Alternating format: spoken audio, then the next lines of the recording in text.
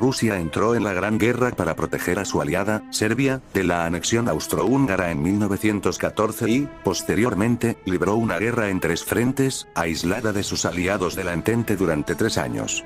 Ni el pueblo ni el zar deseaban la guerra, pero ambos sentían que la única alternativa a la intervención era la dominación total de Europa por parte de Alemania. Si bien el ejército imperial distaba mucho de estar derrotado en 1916, la ya existente desconfianza pública hacia el régimen autocrático se agudizó por el creciente número de bajas, las deudas de guerra y las acusaciones de corrupción y traición en las altas esferas, lo que desembocaría en el estallido de la Revolución Rusa en 1917.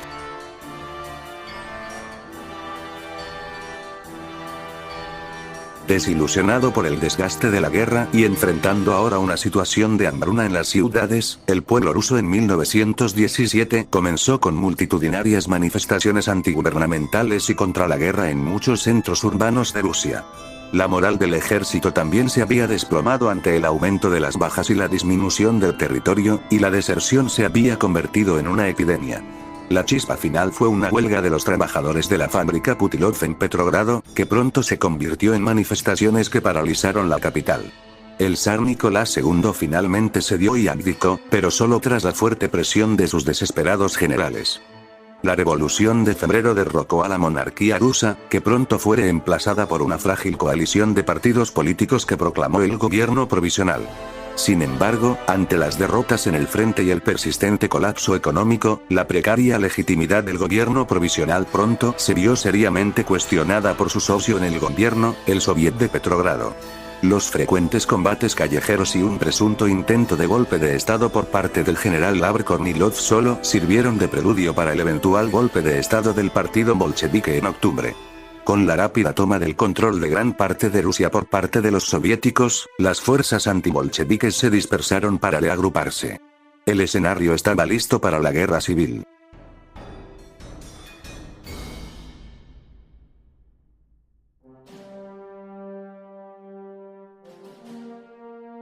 Aunque los bolcheviques controlaban gran parte de Rusia, sus enemigos distaban mucho de estar completamente derrotados en 1917. El movimiento blanco, surgido para oponerse a ellos, era una coalición heterogénea de conservadores, liberales, fervientes zaristas, radicales de ultraderecha y socialistas antibolcheviques. Sin embargo, la oposición blanca pronto se extendió por gran parte de la periferia rusa. La firma del Tratado de Brest-Litovsk desencadenó una inmensa ola de indignación antibolchevique, y no solo se engrosaron rápidamente las filas de los blancos, sino que muchos de los estados recién creados, respaldados por Alemania, no eran precisamente afines al poder soviético. El desastre se abatió sobre los bolcheviques en el verano de 1918, pues no solo muchos socialistas revolucionarios los abandonaron tras Brest-Litovsk, sino que el propio Lenin fue asesinado por una socialista revolucionaria descontenta llamada Fanny Kaplan. Esta catástrofe se vio agravada por el hecho de que, a finales de 1918, los ejércitos blancos se habían establecido en gran parte del sur de Rusia, Ucrania, Siberia, los países bálticos y el lejano oriente tras la victoria blanca en Ekaterinodar, liderada por el general Kornilov. Estas facciones dispares estaban nominalmente unidas bajo el gobierno provisional panruso, encabezado por el almirante Alexander Kolchak.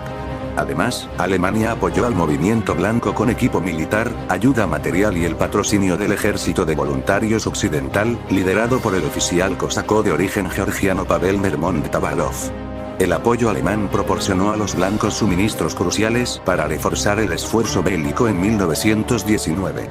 Sin embargo, no fue hasta la primavera cuando los ejércitos blancos comenzaron a derrotar seriamente a las fuerzas bolcheviques. Las sucesivas campañas de los blancos continuaron durante el verano, culminando con la captura de Ufa. La segunda conferencia de Ufa, organizada por Kornilov y Kolchak, unificó el movimiento blanco tanto de facto como nominalmente, nombrando a Kolchak comandante supremo y a Kornilov comandante en jefe, con la condición de que todas las facciones blancas repudiaran cualquier vínculo restante con la Entente. A finales de 1919 se vivió el período más decisivo de la guerra civil, con la captura de Petrogrado por los ejércitos blancos, quienes posteriormente se apoderaron de gran parte del territorio ruso y finalmente tomaron Moscú. El 28 de enero de 1921, la guerra civil terminó oficialmente tras la eliminación del último bastión bolchevique en Asia Central. Si bien los blancos resultaron victoriosos contra los rojos, no tuvieron más remedio que ratificar el Tratado de Brest-Litovsk. Aunque la nueva República Rusa tuvo que afrontar numerosas amenazas tras su fundación, logró sobrevivir. Gracias a la mediación alemana, la revuelta nacional de Karelia Oriental fue sofocada con la firma del Tratado de Tartu, que cedió las parroquias de Repola y Porajarvi al Reino de Finlandia, evitó una guerra a gran escala y mantuvo Karelia Oriental bajo dominio ruso. Gracias a la labor diplomática de Kerensky, Rusia logró establecer buenas relaciones con la mayoría de los nuevos países surgidos de la guerra civil. La Asamblea Constituyente Panrusa de 1921 a 1922 asumió la tarea de sentar las bases de la nueva república. La izquierda política quedó prácticamente aniquilada. Ejecuciones, condenas de prisión, exilio interno, pérdida de prestigio público y leyes anticomunistas llevaron al Partido Socialista Revolucionario Reunificado, liderado por Chernov, a convertirse en el partido legal más izquierdista, y el más numeroso, de Rusia. La Asamblea Constituyente contaba con una mayoría de derecha, si bien en la práctica los socialistas revolucionarios y los cadetes lograron definir el nuevo rumbo. Pavel Miliukov fue elegido presidente provisional y Víctor Chernov, jefe provisional de gobierno. Se garantizó a los generales blancos una presencia política permanente. Lavr Kornilov permaneció como comandante en jefe supremo, y el ejército y la armada tenían derecho a presentar a sus candidatos para los ministerios de guerra y asuntos marítimos.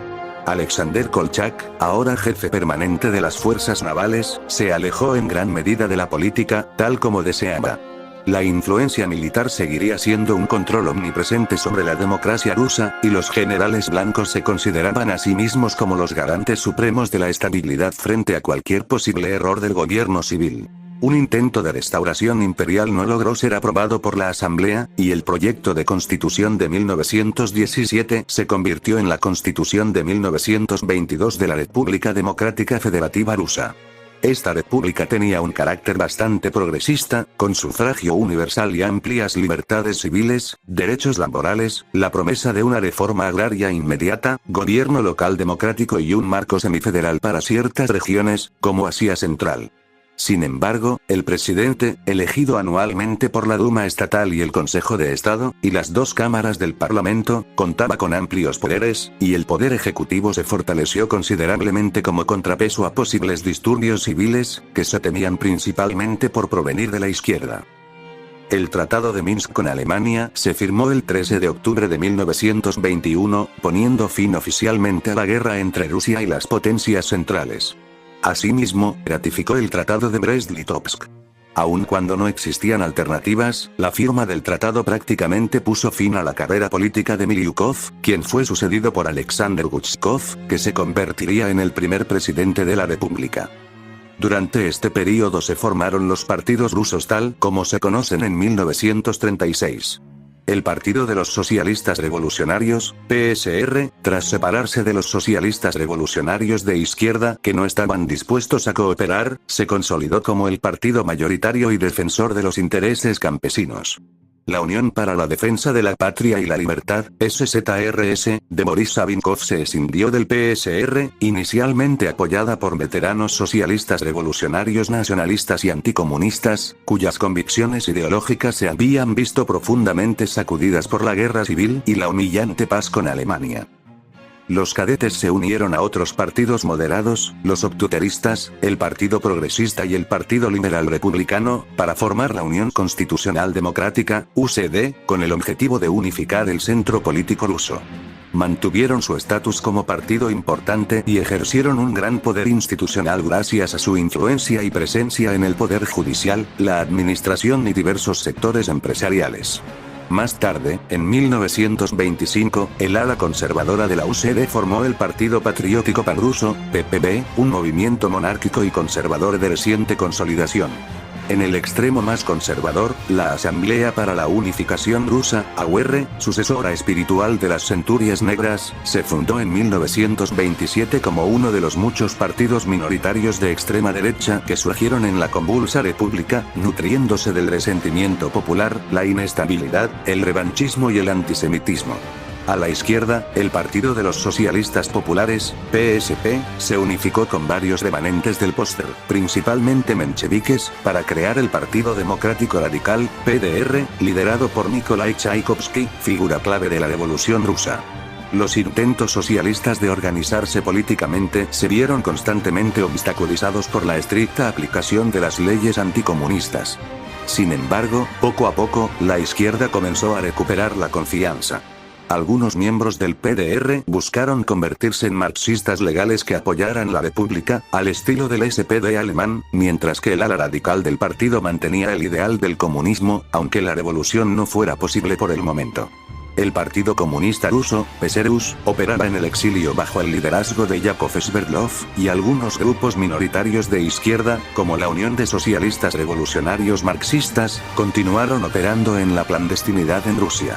Con el paso de los años, a medida que los comunistas eran liberados de prisión, sus células seguían organizándose.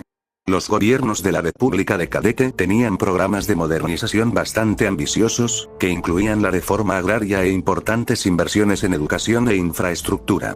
La economía rusa se encontraba en mal estado debido a las reparaciones de guerra y la destrucción generalizada, si bien gran parte de la antigua deuda con Francia se había cancelado con la destrucción de los registros durante la Revolución Comunista Francesa, y los militares se aseguraron de que el gasto en armamento se mantuviera elevado.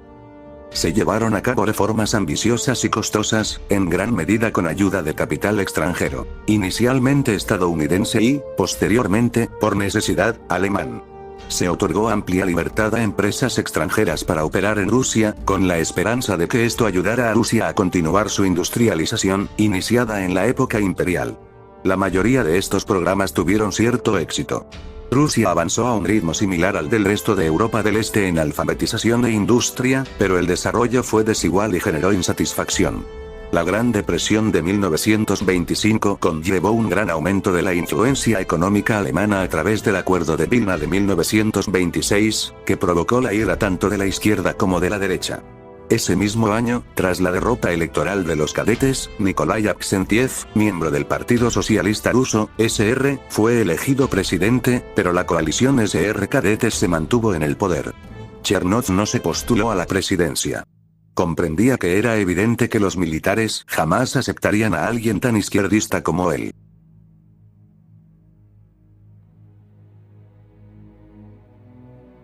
En 1928, estalló la guerra en Manchuria, provincia china controlada por el gobierno de Feng Tian, respaldado por Japón. Esta guerra, conocida como el conflicto de Feng Tian, comenzó como una disputa por el ferrocarril oriental chino, SER, propiedad de Rusia, en Feng Tian. Pronto derivó en la ocupación rusa del ferrocarril bajo el mando del general Konstantin Sájarov.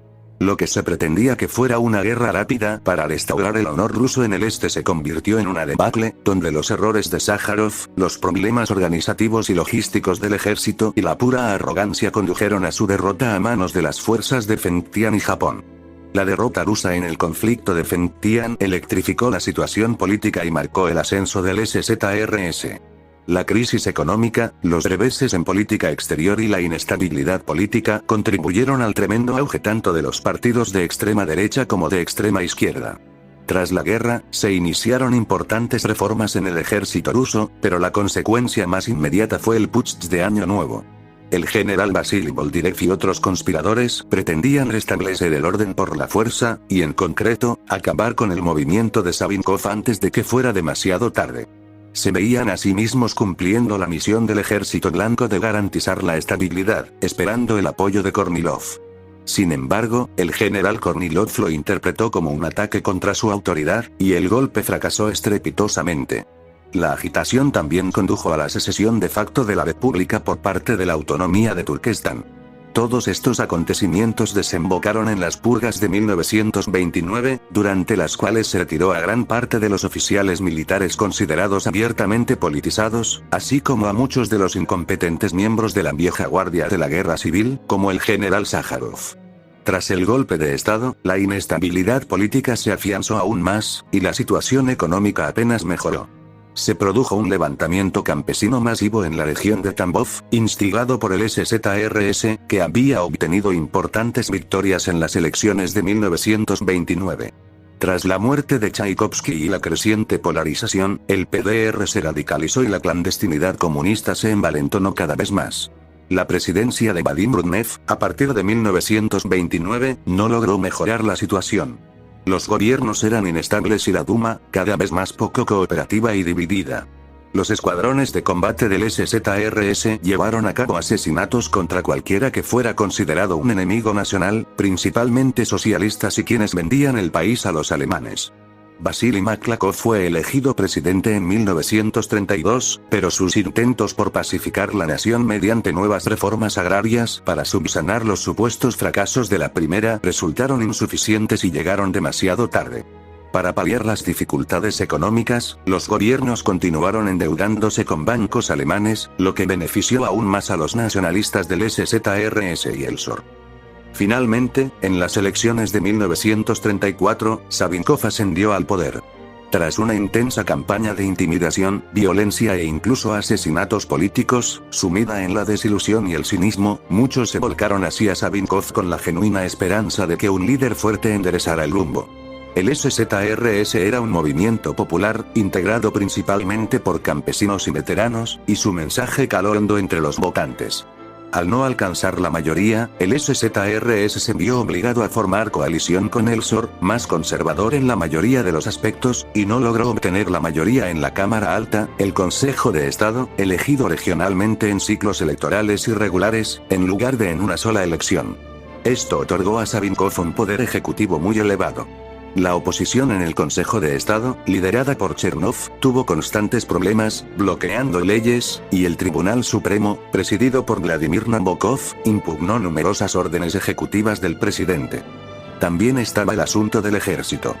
Kornilov había apoyado a Savinkov con frialdad, y muchos en el ejército consideraban que el régimen nacionalista y fuerte representaba una mejora con respecto a los años anteriores. Sin embargo, Savinkov contaba con pocos aliados verdaderos entre los generales blancos. Kornilov protegía celosamente la independencia militar, y cuando se percató de que no podía contar con Savinkov como un aliado fácil, las relaciones entre ambos se enfriaron aún más. En la práctica, la posibilidad de una intervención militar se convirtió en el principal freno al poder de Savinkov, ya que cualquier intento de toma del poder demasiado evidente podría incitar al ejército a actuar para salvaguardar su propia posición. A pesar de estos problemas, Savinkov comenzó a moldear Rusia. Las agencias gubernamentales se llenaron de miembros del SZRS y las fuerzas de seguridad persiguieron a cualquier enemigo del pueblo. El poder se consolidó en torno al presidente tanto como fue posible. En la economía, se impulsó la autosuficiencia y se iniciaron planes para la nacionalización masiva de empresas extranjeras. Se presentó un ambicioso plan de reforma agraria, destinado principalmente a distribuir tierras kazajas entre los rusos empobrecidos. La política exterior se volvió mucho más agresiva y, en secreto, se elaboró el primer borrador para la invasión de Ucrania y Bielorrusia, algo que contaba con el pleno apoyo de los militares. Pero todo esto se vio obstaculizado por la constante oposición del Consejo de Estado y el Tribunal Supremo, y por el deterioro progresivo de la relación entre Savinkov y Kornilov. Esto solo terminará cuando uno de ellos ceda primero.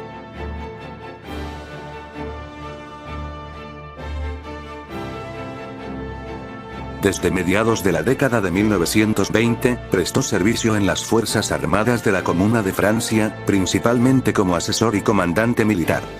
En 1931, sin embargo, fue enviado a la Patagonia como líder de una expedición militar en nombre de la Internacional Sindicalista, con el objetivo de establecer un ejército moderno capaz de contrarrestar al ejército argentino en un posible conflicto futuro.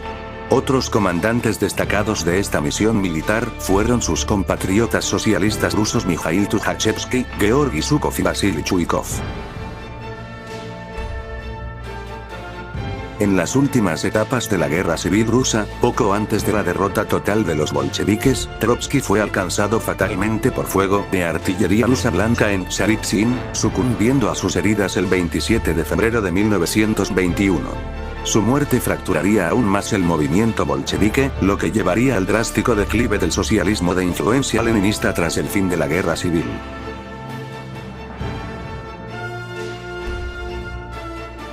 Con la derrota bolchevique en 1920, el exilio del movimiento comunista ruso a Europa Occidental y el declive mundial del socialismo de influencia leninista, la influencia política de Bujarin se ha reducido drásticamente. Si bien sigue siendo un miembro activo de la comunidad de emigrados socialistas rusos en París, muchos lo consideran una figura agotada que vive principalmente de glorias pasadas.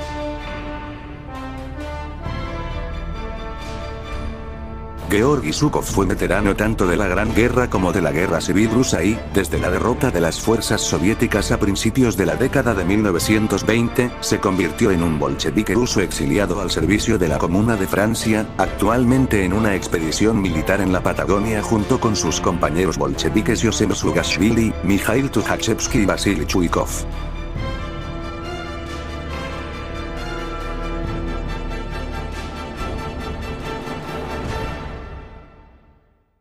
Eso ha sido todo el vídeo por el día de hoy, gracias por llegar hasta el final. Durante estos días les estaré editando un gran video, pero eso será una sorpresa y tal vez ese vídeo salga hasta diciembre como especial de Navidad. Hasta entonces les publicaré más vídeos cortos y un par de vídeos largos, pero estos se tardarán más en publicar. También subiré contenido de los próximos vídeos a la página de Instagram y de TikTok del canal, para que vayan a seguirla. Recuerden que yo fui la melonpulta congelada para el rincón del taco sudado. Nos vemos en la próxima.